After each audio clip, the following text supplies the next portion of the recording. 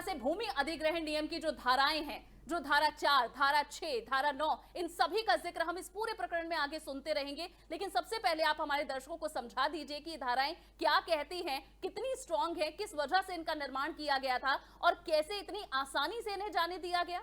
जैसे कि शाबेरी 1994 में नोटिफाइड हो गया। जब भी कोई गांव नोटिफाइड हो जाता है तो उस पे यूपी इंडस्ट्रियल डेवलपमेंट एक्ट का सेक्शन 9 लग जाता है। सेक्शन 9 क्या कहता है? सेक्शन 9 ये कहता है कि ये जगह अब नोटिफाइड हो गई है और इसमें अगर कोई भी कंस्ट्रक्शन होगा तो लोकल अथॉरिटी की परमिशन से ही होगा, क्योंकि इस जगह पे आगे भविष्य में डेवलपमेंट होना है। अगर कोई भी कंस्ट्रक्शन बिना परमिशन के हो गया तो आगे भविष्य में जो भी विकास होना है उसके बीच में बाधा पड़ेगा। तो नोटिफाइड विलेज हो गया 1994 में, सेक्शन 9 लग गया। 94 से ही कोई बिना सैंक्शन मैप के कंस्ट्रक्शन नहीं हो सकता था। अब हम आते हैं भूमि अधिग्रहण में। फिर क्या होता है कि जो लोकल अथॉरिटी होती है वो सरकार को, गवर्नर ऑफिस को, सरकार को ये बताती है कि मुझे जो आपका नोटिफाइड एरिया है इस नोटिफाइड में से इस हिस्से की जगह चाहिए अपने डेवलपमेंट प्रोजेक्ट के लिए, कि मुझे यहाँ की क्योंकि देखिए, अथॉरिटी अधिग्रहण नहीं करती है, अधिग्रहण सरकार करती है।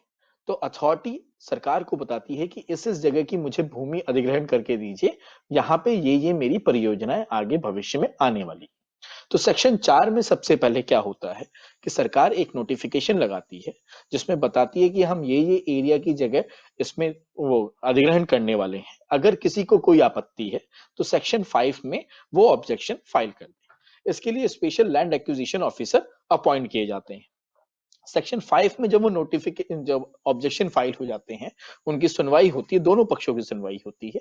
और उसके बाद जब सुनवाई का निवारण करने के बाद उनका जो भी बयाना या जो भी कंपनसेशन बन रहा होता है, वो कंपनसेशन डिसाइड होने के बाद एक सेक्शन 6 की नोटिफिकेशन इश्यू करती है सरकार कि ठीक है, इनका हमने निवारण कर दिया, इनके जो भी ऑब्जेक्शन आए थे, अब ये जगह आगे एक्वायर हो जाएगी, अधिग्रहित हो जाएगी।